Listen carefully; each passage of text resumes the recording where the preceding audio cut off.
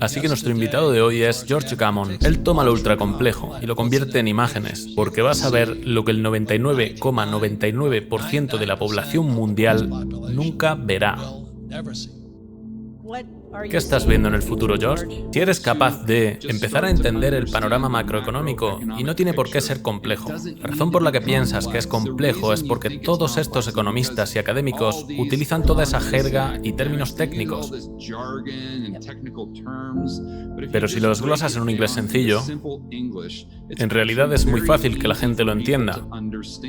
Y si lo entienden, podrán tomar mejores decisiones para ellos mismos y sus familias en el futuro para sus finanzas. Así que, ya sea yo o cualquier otra persona, asegúrate de prestar atención a lo que está pasando. Digamos que has estado ahorrando tu dinero, has estado trabajando duro, has estado haciendo todo lo correcto. Tienes un pequeño ahorro y vas al banco y dices, oh Dios mío, solo me dan el 0,5%. O el 0%, quién sabe. Ni siquiera puedes ver los tipos de interés, son tan pequeños hoy en día, así que dices, vale, ¿dónde puedo ir para conseguir una tasa de rendimiento un poco más alta? Pero todavía quiero estar seguro. Tiene que ser seguro. Así que podrías buscar un producto como un fondo de inversión del mercado monetario o un fondo mutuo del mercado monetario y luego piensas, bueno, es seguro, todos mis amigos lo hacen, es como una cuenta bancaria, pero consigo tal vez un 1,5% de rendimiento. Lo que la persona promedio no se da cuenta es que está asumiendo exponencialmente más riesgos solo para obtener ese 1% de rendimiento adicional. ¿Y cómo es eso? Porque la forma en que el fondo de inversión del mercado monetario obtiene el rendimiento adicional es que toman sus ahorros ganados con esfuerzo y los ponen en el mercado de recompra o los ponen en el mercado de papel comercial, que es básicamente financiación para las empresas del mismo tipo.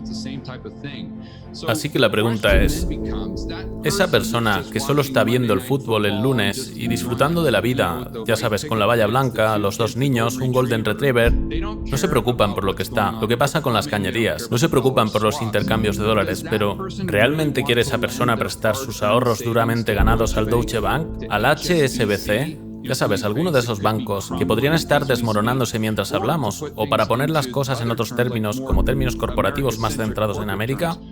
¿Querría ese individuo que su dinero sea prestado a American Airlines en este momento? O Boeing, donde cada vez que enciendes la CNBC o la televisión ves que están pidiendo otro rescate, porque están a punto de quebrar. Así es como está la macroeconomía, y así es como el flujo de dinero y la fontanería de la que Robert está hablando. Esta es solo una manera en la que puede afectar a la persona común. Así que si nuestros bancos están quebrando en este momento, ¿qué significa? Bueno, no solo los bancos, es el gobierno, es el sector privado, es toda la economía. Porque estos ciclos de deuda se ejecutan en cursos de 75 a 100 años. Y volviendo a Ray Dalio, ahora mismo estamos en la cima de un ciclo de deuda a largo plazo de 75 a 100 años. Así que el único camino desde aquí es hacia abajo. Y Robert, tú hablas de esto en muchos de tus libros y lo predijiste, y tuviste la previsión de verlo venir. Cuando llegas a la cima de uno de estos ciclos de deuda, la única cosa que los gobiernos pueden hacer, hay 4 formas de salir de ello. Número 1, austeridad, lo que muy pocos gobiernos hacen, y eso es simplemente apretarse el cinturón y gastar menos.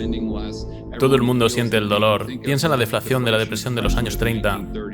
O reestructuran la deuda. No es probable que hagamos eso con China. No es probable que hagamos eso con los grandes bancos porque ellos son los acreedores. O podrían simplemente incumplir, decir, oye, no te vamos a pagar. Lo que la mayoría de los gobiernos hacen es elegir la impresión de dinero.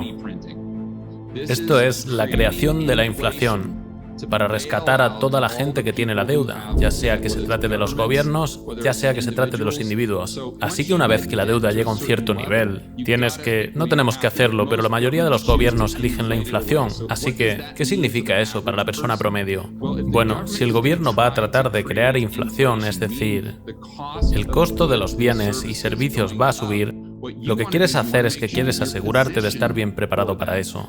Por ejemplo, si solo tienes tu propia casa, tienes que asegurarte de que tienes una hipoteca de tasa fija a 30 años. Porque si intentan crear inflación, si los tipos de interés suben, entonces tu tasa de interés va a subir a menos que sea fija. Y lo que sucede cuando eres un deudor y crean inflación, vas a tener la oportunidad de pagar el préstamo, tu hipoteca, con dólares más baratos y devaluados.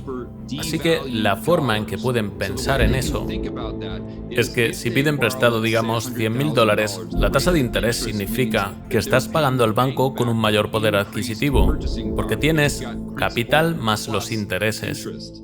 Sin embargo, lo que ocurre con la inflación es que la inflación permite al prestatario pagar la deuda con menos poder adquisitivo. Así que si su tasa de interés, digamos, es del 1% o del 3%, estaremos de acuerdo. Pero si la inflación va del 5 al 6%, la diferencia entre esos dos es una transferencia de poder adquisitivo desde el banco al propietario individual.